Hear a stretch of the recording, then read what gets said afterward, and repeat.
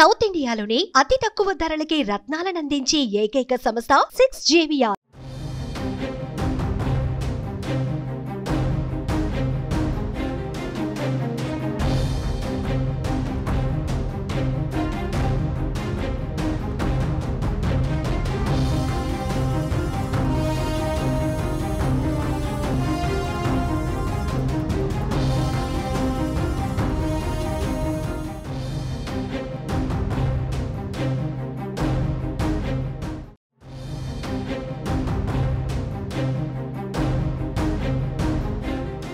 ఢిల్లీ ముఖ్యమంత్రి అరవింద్ కేజ్రీవాల్ అరెస్టు దేశ ప్రజాస్వామ్య చరిత్రలో మరో చీకటి రోజు అని బీఆర్ఎస్ అధినేత మాజీ సీఎం కేసీఆర్ అన్నారు. కేంద్రంలోని అధికార బీజేపీ ప్రతిపక్షాలను నామరూపాలు లేకుండా చేయాలని చూస్తుందని ఒక ప్రకటనలో ఆరోపించారు.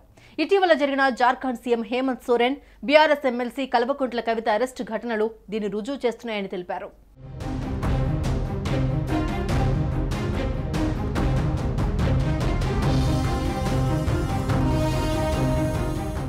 ఈడీ, సిబిఐ, ఐటీ తదితర కేంద్ర దర్యాప్తు సంస్థలను కేంద్ర ప్రభుత్వం పావులుగా వాడుకుంటున్నదని కేసీఆర్ ఆరోపించారు. ప్రజాస్వామ్యానికి గొడ్డలిపెట్టిగా పరిణమిస్తున్న బీజేపీ ప్రభుత్వ చర్యలను బీఆర్ఎస్ తీవ్రంగా ఖండిస్తుందని వెల్లడించారు. కేజ్రీవాల్ అరెస్టు రాజకీయ ప్రేరేపిత అరెస్ట్ అని తెలిపారు.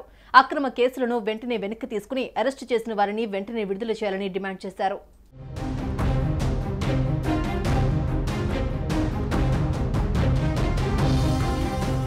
ఢిల్లీ లిక్కర్ స్కామ్ కేసులో బీఆర్ఎస్ ఎమ్మెల్సీ కల్వకుంట్ల కవిత, ఆ తర్వాత ఢిల్లీ సీఎం ఆమ్ ఆద్మీ పార్టీ అధినేత అరవింద్ కేజ్రీవాల్ ను ఈడీ అధికారులు అరెస్ట్ చేశారు. ఢిల్లీ లిక్కర్ పాలసీతో ముడిపడిన మనీ లాండరింగ్ కేసులో ఈడీ అధికారులు వీరిని అరెస్ట్ చేశారు. లోక్సభ ఎన్నికల ముందు అరవింద్ కేజ్రీవాల్ అరెస్టును విపక్ష పార్టీల నేతలు తీవ్రంగా ఖండిస్తున్నారు. ఆప్ మంత్రులు, నేతలు ఢిల్లీ వ్యాప్తంగా నిరసనలు చేపట్టారు. బీజేపీపై విమర్శలు ఎక్కుపెడుతున్నారు.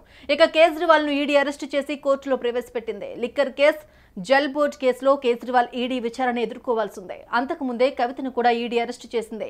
ఎన్నికల వేళ ఈ అరెస్టులు ఉద్దేశపూర్వకంగానే జరుగుతున్నాయని ప్రతిపక్షాలు ఆరోపిస్తున్నాయి.